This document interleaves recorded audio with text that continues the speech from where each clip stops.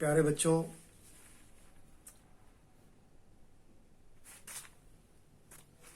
कल हमने शारीरिक शिक्षा विषय का जो सबसे पहले चैप्टर है हमारा, भारत में शारीरिक शिक्षा का स्वरूप एवं विकास में शारीरिक शिक्षा का अर्थ, शारीरिक शिक्षा की परिभाषा, शारीरिक शिक्षा का उद्देश्य, उसका क्षेत्र, उसके लक्ष्य और उसकी आवश्यकता क्यों पड़ी, इसके बारे में हमने आपको बताया था। उसके पेपर्स भी आपको भेजे थे।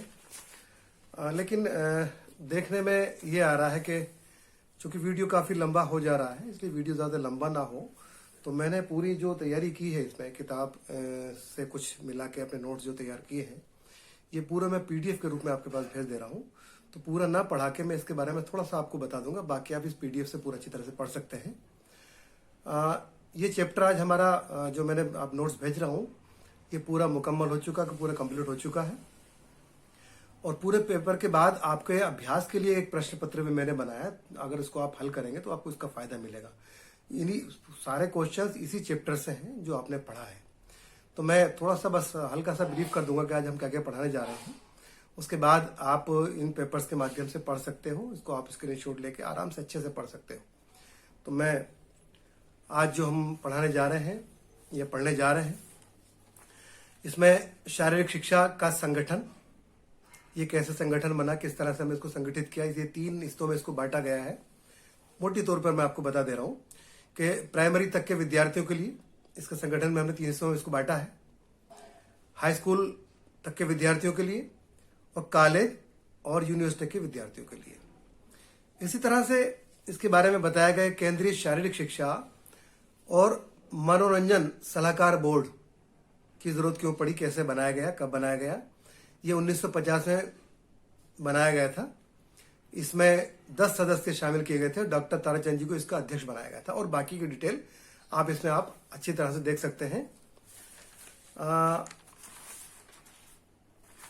इसके बाद आता है हमारा अखिल भारतीय खेल परिषद। भारत में खेलों को बढ़ावा देने के लिए इस परिषद की गठन किया गया था और 1954 में इसको तैयार किया गया था। मौलाना अब्दुल कलाम आजाद ने बहुत तमाम खेल संघों से मिलकर एक बैठक की थी। उसमें ये सब तय किया गया था कि इसकी जरूरत पड़ रही। इसीलिए भारत सरकार ने सन 1954 में जो हमारे सेवानिवृत्त एडमिरल जनरल के.एम. करियप्पा के अध्यक्षता में इस समिति को, इस परिषद को गठित किया था। इसमें अखिल भारतीय खेल परिषद की जो उपलब्धियां हैं ये इसमें आपको बताई गई हैं। इसके बाद एक आता है हमारा भारतीय खेल कूद प्राधिकरण। नॉर्मली लोग हिंदी के नाम से इसको नहीं जानते, साई के रूप में इसको जानते हैं, SAI, sports authority of India. ये 1984 में भारत सरकार ने दिल्ली में इसकी शुरुआत की थी और इसका जो उद्देश्य था तमाम खिलाड़ियों को तैयार करना, अच्छे खिलाड़ी तैयार करना, देश के लिए जो हमारे खेल सके, हमारे काम आ सके, इसका मकसद है और ये आप डिटेल में पढ़ सकेंगे। इसके बाद एक बहुत अच्छी चीज आती है, Netaji Subhash national institute of sports. अक्सर आपने देखा होगा कि अगर आपने दंगल पिक्चर देखी हो तो उसमें जो पहलवान है बबीता फोगाट, वो एक इंस्टीट्यूट जाती है। ये उसी इंस्टीट्यूट की बात हम लोग कर रहे हैं, आप इस तरह से अच्छे से समझ सकते हैं। ये 1958 में पटियाला में, जो पटियाला के महाराजा थे, उनकी अध्यक्षता में एक समिति का गठन किया गया था। पहले इसको राष्ट्रीय खेल संस्थान के रूप में जाना जाता था। बाद में इसको 1961 में नेताजी सुभाष पटेल स्पोर्ट्स संस्थान पटियाला के नाम से जाना जाता है, जहां पर इसके बहुत सारे काम है। खेल को बढ़ावा देना, हमारे प्रशिक्षक तैयार करने, अच्छी खासी फहरिस्त है। आप इसको पढ़ेंगे, इससे लाभान्वित होंगे, इसको अच्छे से पढ़ सकते हैं आप आराम से। इसके बाद आता है कि शारीरिक शिक्षा के विकास में तत्पर संस्थाएं। जो हमारी शारीरिक शिक्षा है, इसमें जो हमारी संस्थाएं सहयोग कर रही हैं, वो कौन कौन सी संस्थाएं। सबसे पहले इसमें आता है NCERT, जिसको हिंदी में कहते हैं राष्ट्रीय शैक्षिक अनुसंधान एवं प्रशिक्षण परिषद, जिसे हिंदी में राष्ट्रीय खेल नीति के, जिसे हिंदी में हम लोग कहते हैं राष्ट्रीय शैक्षिक अनुसंधान एवं प्रशिक्षण परिषद। ये 1988 में शुरू हुआ था। इसके बारे में आप अच्छे से पढ़ सकते हैं। इसके बाद है राष्ट्रीय शिक्षा नीति, जो 1968 में जो हमारी तत्कालीन प्रधानमंत्री श्रीमती इंदिरा गांधी जी ने प्रथम शिक्षा नीति राष्ट्रीय शिक्षा नीति की घोषणा की थी, इसके बारे में आप पढ़ सकते हैं। इसके बाद आता है राष्ट्रीय खेल नीति। 1984 में सबसे पहले ये राष्ट्रीय खेल नीति लागू की गई थी। इसमें भी थोड़ी सी डिटेल है, बच्चे से पढ़ सकते हैं। सबसे बड़ा सवाल ये उठता है कि छात्र जीवन में शारीरिक शिक्षा का हमारे क्या महत्व है। छात्रों, हमारे जीवन में शारीरिक शिक्षा का बहुत महत्व है। थोड़ा सा मैं आपको इसमें बताना चाहूंगा, हालांकि इसमें लिस्ट है, क्योंकि किसी भी देश की तरक्की उसकी कार्य उत्पादन क्षमता पर आधारित होती है और कार्य उत्पादन क्षमता शारीरिक स्वास्थ्य पर निर्भर होती है। जिस राष्ट्र के निवासी स्वस्थ होंगे उस राष्ट्र की कार्य उत्पादन क्षमता अधिक होगी। छात्र जीवन में शारीरिक शिक्षा के महत्व को निम्न बिंदु द्वारा समझाया जा सकता है। ये बहुत सारे बिंदु हैं, इस बिंदु को मैं पूरा विस्तार से तो नहीं पढ़ूंगा, लेकिन अंतर्राष्ट्रीय भावनाओं का विकास होता है इनसे, इसके बारे में आप अच्छे से पढ़ सकेंगे। दूसरा है शारीरिक शिक्षा चारित्रिक विकास में सहायक, ये किस तरह से हमारे चरित्र का निर्माण करती है। तीसरा है अनुशासन बनाने में सहायक, खेलों में जाहिर सी बात है बड़ा अनुशासन की जरूरत होती है, ये किस तरह से सहायक है इसको आप पढ़ेंगे। मानसिक विकास में सहायक। पांचवा है विद्यालय के प्रति प्रेम की भावना एवं लगाव। जाहिर सी बात है शारीरिक शिक्षा के माध्यम से हम अपने विद्यालय से लगाव रखते हैं, क्योंकि कोई भी खिलाड़ी जब किसी प्रतियोगिता में प्रतिभाग करता है तो वो अपने विद्यालय को किसी भी तरह से जिताने की कोशिश करता है, तो इसकी इट मीन्स कि उसके मन में अपने विद्यालय के लिए लगाव, ये प्यार मोहब्बत है। अतिरिक्त शक्ति का उचित प्रयोग। छात्रों के जीवन में जब आप किशोरावस्था में होते तो अच्छी खासी हमारे पास शक्ति होती है, तो खेलों में इसको लगाए जाने के लिए प्रयास किए जाते हैं ताकि ये शक्ति का दूसरी तरह से इस्तेमाल बच्चे ना कर सकें।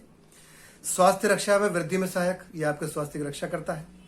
सामाजिकता की भावना का विकास इससे होता है। ये हमारा चैप्टर आज पूरा कंप्लीट हो गया है। इसके लिए मैंने कुछ प्रश्न तैयार किए हैं जो मैं आपको बता दे रहा हूँ, उसका आप जवाब दे सकते हैं। शारीरिक शिक्षा का वास्तविक अर्थ बताइए। शारीरिक शिक्षा की परिभाषा क्या है, अपने शब्दों में लिख सकते हैं।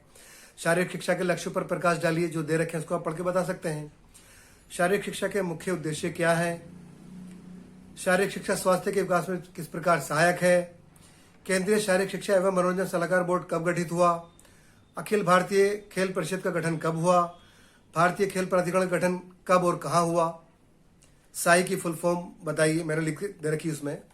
और Netaji Subhash institute of sports कहाँ स्थित है। राष्ट्रीय शिक्षा नीति किस सन में और भारत के किस प्रधानमंत्री द्वारा बनाई गई थी। और प्रथम राष्ट्रीय खेल नीति की घोषणा कब हुई थी। ये हमारा आज का एक चैप्टर खेल एवं शारीरिक शिक्षा का मुकम्मल हो चुका। मुझे लगा, मैं समझता हूँ कि आपको ये ठीक लगा होगा। काफी सारा लिटरेचर अब आपके पास मौजूद है, आपकी वीडियो में मौजूद है और आप इसको अच्छी तरह से सहूलियत के साथ पढ़ सकते हैं। बेटा, खेल विषय एक अनिवार्य विषय है, इसको हल्के में मत लीजिए, क्योंकि इसमें आपको शामिल होना जरूरी है। इसमें पास होना भी 50% अंक लाना भी अनिवार्य है। तो अभ्यास के प्रश्न को आप हल कर सकते हैं, आप इसको अच्छे से करिए। आज ये पहला चैप्टर हमारा मुकम्मल हो गया है। अप्रैल में अभी एक चैप्टर हम आपको, 1 या 2 चैप्टर आपके और पूरे करा देंगे। इसके बाद हम कुछ खेलों के बारे में आपको बताएंगे, क्योंकि आपको बहुत अच्छा लगता है खेलों के बारे में जानना, खासतौर से क्रिकेट के बारे में जानना। बिल्कुल आपको अच्छी एक बारीक जानकारी दी जाएगी। बैडमिंटन आपका हो गया, handball, kho kho, kabaddi, table tennis, बहुत सारे खेल हैं। बहुत मजा आने वाला है, क्योंकि शुरुआत में हमको ये चैप्टर पढ़ाना था और इसलिए भी क्योंकि इसमें 2 नंबर या 3 नंबर के सवाल इस चैप्टर से भी आपके क्वेश्चन पेपर में आएंगे, तो इसको भी पढ़ना जरूरी है। और भी चैप्टर है, अभी व्यक्तित्व विकास है, डोपिंग के बारे में आपको बताया जाएगा। तो धीरे धीरे हम आगे इसके बढ़ रहे हैं और अच्छे से एंजॉय कीजिए। घर में रहिए, स्वस्थ रहिए, मस्त रहिए, खेलते रहिए, गुनगुनाते रहिए, चहकते रहिए और स्वस्थ रहिए, मस्त रहिए और पढ़ते रहिए।